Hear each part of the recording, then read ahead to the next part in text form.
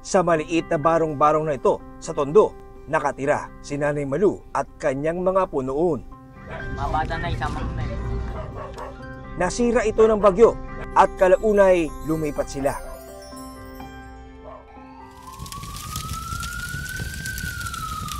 Pero Nobyembre nung nakaraang taon, isang sunog naman ang sumiklab sa kanilang pinaglipatan. Paano po nangyari yung sunog? Hindi ko nga po alam eh. Basta nandito po ako doon eh. Oo. Na ano, sabi ko, "Bakit kaya yung dami nga, bombero. Oo. Sabi eh, ano ba, break sa itatimba ko. Nagbibenta kayo noon, nung nasunog. Meron po ba kayong gamit na naisalba? Wala. Kundi ano lang, TV tsaka ventilador. Pati yung uniforme ng mga apo nyo, nawala din, nasunog din. Oh. Kamusta po yung mga apo nyo? Hindi naman nasaktan? Andun sa bahay, sa bungad na. Nung karoon ng sunog, hindi sila na nailabas naman sila agad-agad.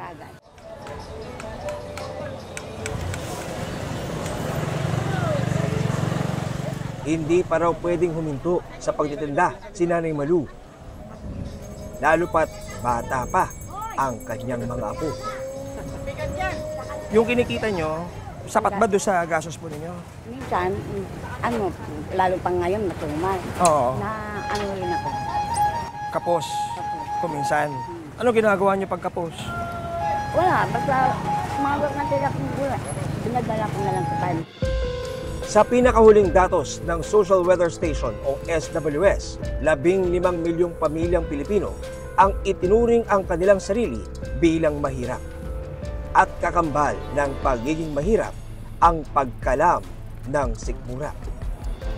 Kung maraming Pilipinong nagugutom, marami rin ang itinatapong pagkain o food waste. Ayon sa Food and Nutrition Research Institute ng Department of Science and Technology, halos 2,000 metriko tonelada ng pagkain. Kabilang ang bigas, gulay at karne ang natatapon kada araw sa buong bansa. Kasing bigat ito ng pinagsama-samang 154 na bus. 23 milyong pisong halaga naman ng bigas ang natatapon lang kada araw. Sapat sana ito para pakainin ang mahigit 4 na milyong Pilipinong nagugutom.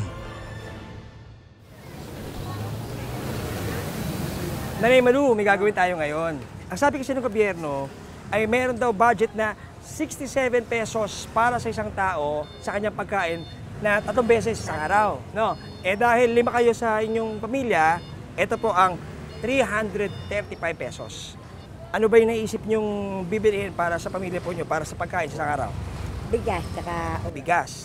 Ulam. Anong ulam? kahit ano. Okay. Tingnan natin ha. So, una mo binili na itlog. Bakit itlog? Adubuhin ko na lang para masabang mga apo ko. Adobohin mo? Para saan to, Nay? Pananghalian. Pananghalian. Okay. Bumili rin siya ng mga pampalasa. Salamat po. Kape. Kape. Hindi raw mawawala sa listahan ni Nanay Malu ang bigas. Diyan kalahati lang po. Magkano? Magkano, Nay? 78. 78. At kalahati pang ano na yan, no? Hanggang Tanghalian, hapunan, pang agahan. Kakayanin na hanggang agahan yan. kayanin na. Kayanin na. Kasi tinapay lang naman po kami kasi. Tinapay. At saka yung kape, di ba? Sinasabi mo, sinasoso mo sa kape. Kalahati lang. Bumili rin siya ng manok na ititinola raw niya. Marami. Dyan ang suki mo. Okay. Ang natira, ipinambili niya ng tinapay at kape. 25 tinapay.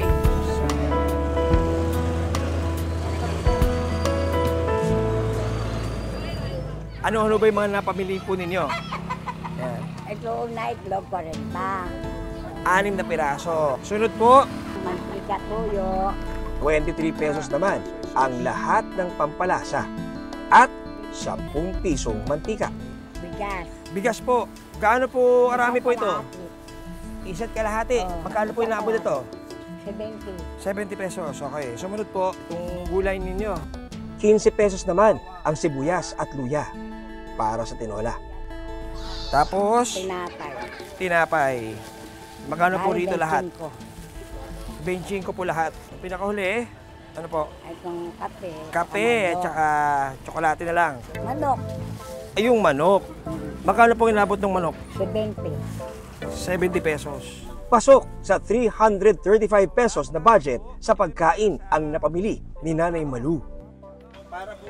Pero kung susuriin, malayong sumapat ito sa pangangailangan ng 5 tao. Umaga.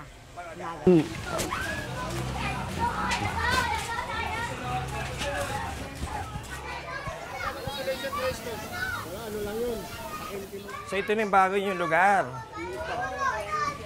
Okay. Matapos masunugan. Ayan. So ito na ano po ito? Sa maliit na barong-barong nangungupahan ngayon, sina Nanay Malu. Ito na yung bagong bahay nyo. Oo, mataas yan. Kaso lang hindi pa. Okay. Ilan po kayong nakatira ngayon dito? Bali 5 na 5.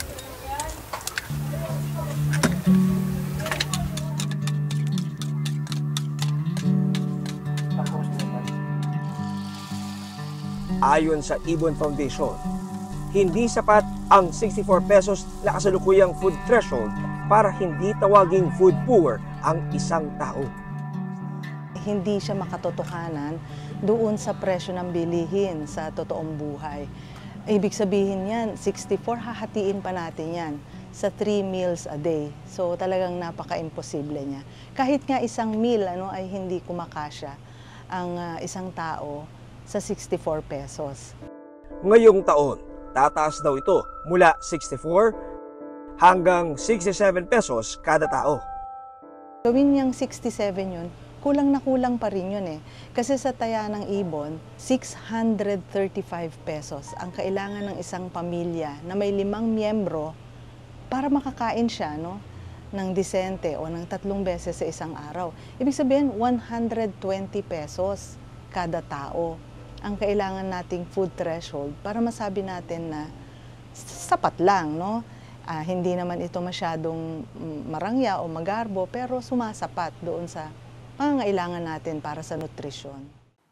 Maraming salamat sa pagtutok sa Eyewitness, mga kapuso.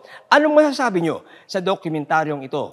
I-comment na yan at mag-subscribe sa GMA Public Affairs YouTube channel.